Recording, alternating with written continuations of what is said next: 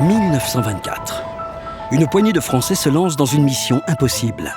Assurer des ressources pétrolières à un pays qui n'en a presque pas. 100 ans plus tard, Total Energy emploie plus de 100 000 personnes. C'est une compagnie multi-énergie, active partout sur la planète et à la croisée de deux mondes. Le monde des hydrocarbures et celui des énergies décarbonées. C'est une trajectoire indissociable de l'histoire du monde, des besoins changeants de la société et des enjeux de chaque époque.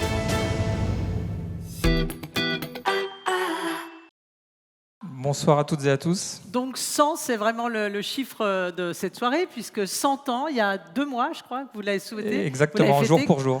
Comment vous avez célébré cet événement chez Total Energy ? Alors, avant de répondre à votre question, Laurence, moi, je voulais vous inviter quand même à prendre connaissance de ce film. C'est le tout début d'un film d'un peu moins d'une quinzaine de minutes qui retrace l'histoire de Total Energy, une histoire au cours de laquelle on a su relever de nombreux défis. Aujourd'hui, on a face à nous un défi qui est important pour tous, c'est celui de la neutralité carbone en 2050. Mais voilà, je vous invite tous à découvrir ce film. Alors, pour répondre à votre question, effectivement, je pense qu'aujourd'hui, on n'a pas 100 ans par hasard. C'est une compagnie qui s'est construite sur des valeurs fortes, et parmi ces valeurs fortes, il y a celle de la solidarité. Et je suis particulièrement fier puisque le 28 mars 2024, nous avons fêté nos 100 ans sur le thème de la solidarité. Donc l'ensemble de nos équipes ont passé une journée d'action à la fois solidaire et en faveur de l'environnement. Et je voudrais d'ailleurs remercier le maire de Beaune, Alain Sugneau, qui nous a accueillis avec bienveillance pour cet anniversaire. Alors parlez-nous justement de la fondation Total Energy, notamment en direction des jeunes. Oui, alors tout à fait.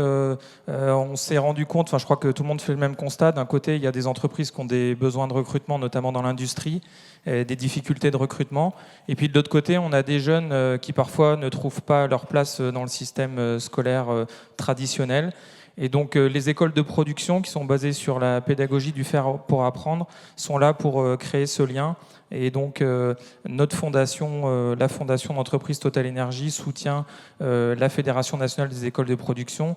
Et ces 2 dernières années ont été particulièrement riches sur la région puisque 5 écoles ont ouvertes, dont l'école de Dijon dédiée au métier de l'usinage en septembre 2023. Donc nous sommes particulièrement fiers de cet investissement aux côtés de notre jeunesse et notamment de celle qui peut être en difficulté aujourd'hui.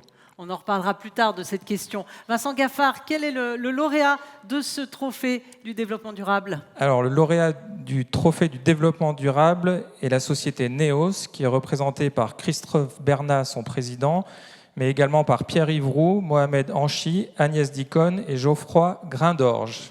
Bravo à vous.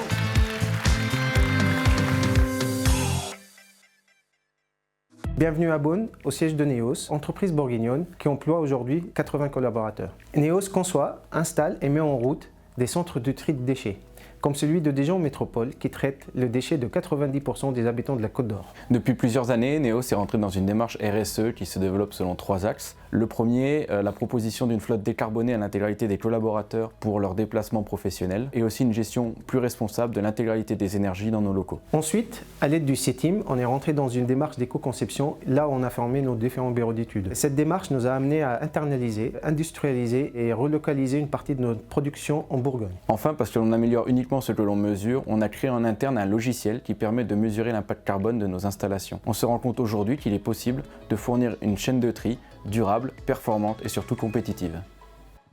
Neos, trophée du développement durable. Merci, bonjour à tous. Félicitations, bravo à vous.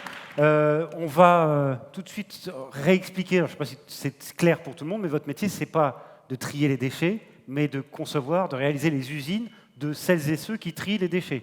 On est d'accord avec ça ? Non, pour trier les déchets, il y a des entreprises qui sont extrêmement compétentes. Nous, notre vocation, c'est de concevoir, de réaliser, de mettre en service et éventuellement aussi de faire la maintenance de la machine qui va trier les déchets, de l'installation, de l'usine. Ouais, avec un motto qu'on entendait à la fin du film, qui est une chaîne de tri finalement qui doit être à la fois durable, performante et surtout compétitive. Alors vivre à proximité des déchets, des poubelles, ça nous amène à être pragmatique et on sait très bien que si on veut être efficace dans le respect de l'environnement, il faut aussi être compétitif et économiquement viable. Et j'imagine qu'aujourd'hui, il y a beaucoup de fierté autour de ce projet, parce que c'est un projet assez unique et assez singulier chez vous et chez vos équipes qui sont avec vous ce soir. C'est à eux de nous en parler, mais je pense que c'est quand même plus sympa de préserver l'environnement que de fabriquer des armes ou des choses un peu moins sympas. Donc ouais. voilà, tout en étant compétitif, évidemment. Et en faisant... Vos clients, c'est qui aujourd'hui ? Je sais qu'il y en a quelques. J'ai cru comprendre qu'il y en avait quelques-uns dans la salle. Alors voilà, je souhaiterais. On ne pouvait pas être présent et lauréat à un trophée de Côte d'Or sans remercier nos clients de Côte d'Or. Et très récemment, donc deux entités. Tout d'abord, Dijon Métropole. La communauté de Dijon Métropole nous a confié la réalisation de sa chaîne de tri. Donc les bacs jaunes qui sont chez vous, ce que vous mettez dans vos bacs jaunes va terminer sur des installations que nous avons réalisées pour Dijon Métropole et on les remercie. Et aussi et surtout, je souhaite remercier Bourgogne Recyclage qui nous a fait confiance pour réaliser la première chaîne de tri française et la plus capacitive pour recycler le flux développement des plastiques nationaux. Voilà, de très jolis projets, hein, Vincent Merci Gaffard, à eux.